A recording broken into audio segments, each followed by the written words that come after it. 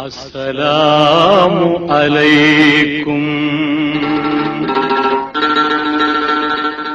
அஸ்ஸலாமு அலைக்கும். அல்லாஹ்வுடைய நல்லடியார்களே, அஸ்ஸலாமு அலைக்கும்.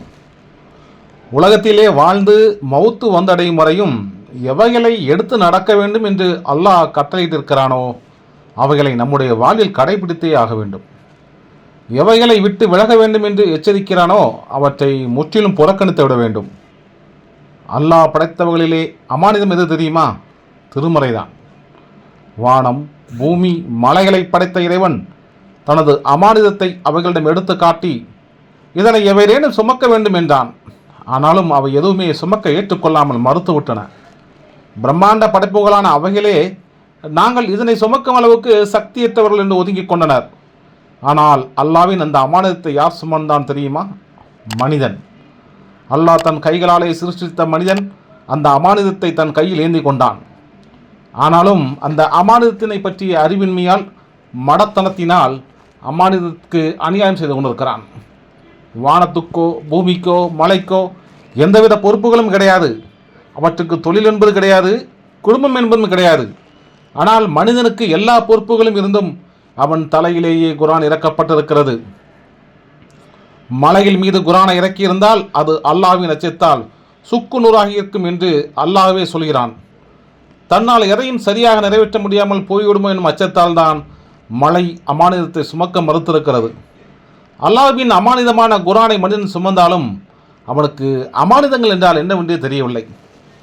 ரப்புல் ஆலமீன் நமக்கு உயிரை தந்து அனுப்பியிருக்கிறான், அது ஒரு பெரிய அமானிதம். ஆயுளை தந்திருக்கிறான், அது அமானிதம்.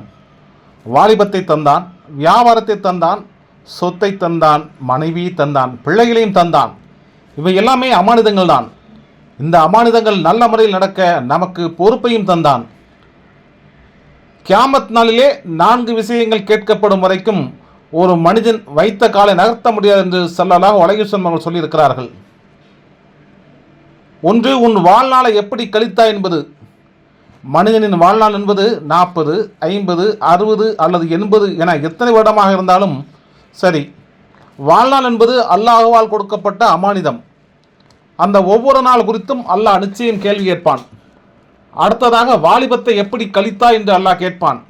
வாலிபம் என்பதும் அல்லாஹ் கொடுத்த அமானிதம்தான். அந்த வாலிபத்தை பெண்களோடு கழித்து கொண்டிருக்கிறாய், பணம் சம்பாதிக்க வேண்டும் என்று ஓடிக்கொண்டிருக்கிறாய். ஆனால் ஈமானை சம்பாதிக்க என்ன முயற்சி செய்தாய்? வாலிபத்தை ஹராத்தை விட்டு பாதுகாக்க என்ன செய்தீர்கள்? அல்லாஹ்வின் நல்லடியார்களே, நபி ஸல்லல்லாஹு அலைஹி வஸல்லத்தின் தோழர்களான சஹாபாக்களிலே அதிகமானவர்கள் வாலிபர்கள் தான். அவர்களிலே முதன்மையானவர் அபூ ஹுரைரா ரலியல்லாஹு அன்ஹு அவர்கள். சஹாபாக்கள் தங்கள் வாலிபத்தை தீனுக்காகவே கழித்தார்கள். அல்லாஹ்வின் அழைப்பு என்றால் உடனே யுத்தத்துக்கு புறப்பட்டார்கள். போர்க்களத்திலே அல்லாஹ்வுக்காக எனது உயிர் பிரிய வேண்டும் என்று விரும்பினார்கள்.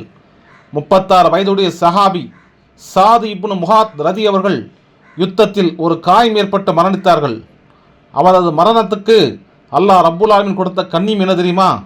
வானத்தின் 7 கதவுகளையும் அல்லாஹ் திறந்துவிட்டு 70,000 மலக்குமார்களை அனுப்பி சாது இப்னு முஹாத் ரதி அவர்களின் ஜனாசாவிலே கலந்து கொள்ளச் செய்தான். இதற்கு காரணம் அவர்கள் அல்லாஹ் கொடுத்த வாலிபம் என்ற அமானிதத்தை சரியாக கழித்ததுதான். அதனால் அல்லாஹ் கொடுத்த கண்ணியம் இது. மூன்றாவதாக, நீங்கள் சம்பாதிக்கக்கூடிய பணம் குறித்து கேள்வி கேட்கப்படும். இந்த பணமும் அல்லாஹ் கொடுத்த அமானிதம்தான். இந்த பணத்தை நீங்கள் சம்பாதித்தது எப்படி, அதை செலவு செய்தது எப்படி என்று 2 கேள்வியில் அல்லாஹ் கேட்பான். அல்லாஹ் விரும்பும் நேரான வழியில் பணத்தை சம்பாதித்தாயா, செலவு செய்தாயா? அல்லது அல்லாஹ் வெறுக்கக்கூடிய வழியிலே பணத்தை சம்பாதித்தாயா, செலவழித்தாயா? அமானிதமான பணத்தை செலவழிக்கும் வழி தெரியாமல் செலவினத்தை ஹராமாக்கி கொண்டிருக்கிறார்கள். பட்டாடை, பகட்டு, ஆடம்பர வாழ்க்கை, ஆடம்பர திருமணம், அடுத்தவனை விட நான் அதிகம் செலவழிப்பேன் என்று நீங்கள் செய்யும் ஒவ்வொரு செலவுக்கும், ஒவ்வொரு 1000த்துக்கும், ஒவ்வொரு லட்சத்துக்கும் கணக்கு காட்டப்பட வேண்டும். நீங்கள் அமானிதத்தை வீண் விரயம் செய்வதை அல்லாஹ் விரும்ப மாட்டான். அதனால் வீண் விரயங்கள் இல்லாமல் ஆக்குங்கள். இந்த 3 விஷயங்களை தவிர 4ஆவதாக அல்லாஹ் கேட்பது அறிவை பற்றி. அல்லாஹ் அறிவை தந்திருக்கிறான். அந்த அறிவை கொண்டு அல்லாஹ்வை விளங்கிக் கொண்டால் நீங்கள் பாக்கியசாலி. அமானிதத்தை சரியாக நிறைவேற்றி விட்டீர்கள். ஆனால் அறிவு கொடுக்கப்பட்டும் புத்தி கொடுக்கப்பட்டும் அந்த புத்தியை ஹராமான வழியில் நீங்கள் பயன்படுத்தினால், மோசமான வழியில் பயன்படுத்தினால், அல்லாஹ்வுடைய நல்லடியார்களே, நாளை மறுமையில் அல்லாஹ் ரப்புல் ஆலமீன் மக்சரிலே தண்டனை கொடுப்பான். எனவேதான் அந்த 4 கேள்விகள் கேட்கப்பட்டு பதில் சொல்லாத வரைக்கும் யாராலும் முன்வைத்த காலை நகர்த்த முடியாது என்று நபிகள் நாயகம் ஸல்லல்லாஹு அலைஹி வஸல்லம் அவர்கள் கூறினார்கள். நம்முடைய கற்பனைக்கும் எட்டாத மறுமையின் நிலையை பாருங்கள். ஆனால் இதெல்லாம் நடக்கும் என்று அல்லாஹும் அவனது தூதரும் சொல்லிவிட்டார்கள். அதே போல் அல்லாஹ் சொல்கிறான், அல்லாஹ்வுக்கும் ரசூலுக்கும் மோசடி செய்து விட வேண்டாம், உங்களுடைய அமானிதங்களுக்கும் நீங்கள் மோசடி செய்து விட வேண்டாம் என்று. தொழுகை என்பது அல்லாஹ்வால் இந்த உம்மத்துக்கு கொடுக்கப்பட்ட அமானிதம் தான். அதனால்தான் நபி ஸல்லல்லாஹு அலைஹி வஸல்லம் தனது சக்கராத் நேரத்திலும் கூட தொழுகையை பாதுகாத்துக் கொள்ளுங்கள், தொழுகையை பாதுகாத்துக் கொள்ளுங்கள் என்று சொன்னார்கள். தொழுகை வீணடித்தால் நீ அமானிதத்துக்கு மோசடி செய்து விட்டாய், மாட்டி விடுவாய் என்பதற்காக சொன்னார்கள். அன்பானவர்களே, அல்லாஹ்வுடைய தூதர் உலகத்திலே அதிகமாக ஒரு விஷயத்திற்காக வேண்டி அழுதார்கள் என்றால் தன் உம்மத்தினர்கள் தொழுகை வீணடிப்பார்கள் என்பதை நினைத்துத்தான் அழுதிருக்கிறார்கள். அதனால் தொழுகை வீணடித்து விடாதீர்கள். தொழுகை தான் நம்முடைய வெற்றி பாடம் சகோதரர்களே.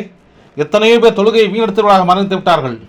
பெற்றோர்களே, இளைஞர்களே, உங்கள் வீட்டில் இருக்கும் பெண்களை பாருங்கள், பெண் குழந்தைகளை பாருங்கள், வாலிப பெண்ணை பாருங்கள், தொழுகையோடு இருக்கிறாரா என்று. தொழுகை சீரானால் தான் வெளி வாழ்க்கை சீராகும். மானக்கேடான வெறுக்கத்தக்க விஷயங்களை தொழுகை தடுக்கும் என்று அல்லாஹ் சொல்கிறானே. இன்று மானக்கேடும் வெறுக்கத்தக்க விஷயம் வீட்டுக்குள் உருவெடுத்திருக்கிறது என்றால், இஸ்லாமிய சமூகத்தில் உருவெடுத்திருக்கிறது என்றால் காரணம் தொழுகையை வீணடித்ததுதான். தொழுகையை பேணுவோம். திருமறையாம் குர்ஆன் என்பதும் இந்த உம்மத்துக்கு கொடுக்கப்பட்ட மிகப்பெரிய அம்மானிதம். அந்த குர்ஆன் காட்டிய வழிமுறையை வாழ்க்கையில் இருக்கிறதா, அதனை எடுத்து நடக்கிறோமா என்பதை பாருங்கள். குர்ஆன் வழி நடப்பவர்களுக்கு நாளை மறுமையிலே ரப்புல் ஆலமீன் நபிகள் சிபாரிசு செய்யக்கூடிய சந்தர்ப்பத்தை கொடுப்பான். எனவே அல்லாஹ் உலகத்தில் எவைகளை எல்லாம் அமானிதமாக நமக்கு கொடுத்திருக்கிறானோ அவற்றிலெல்லாம் அல்லாஹ் விரும்பும் அளவுக்கு நாம் சரியாக நடப்போம். அஸ்ஸலாமு அலைக்கும் வரஹ்மத்துல்லாஹி வபரகாத்துஹு.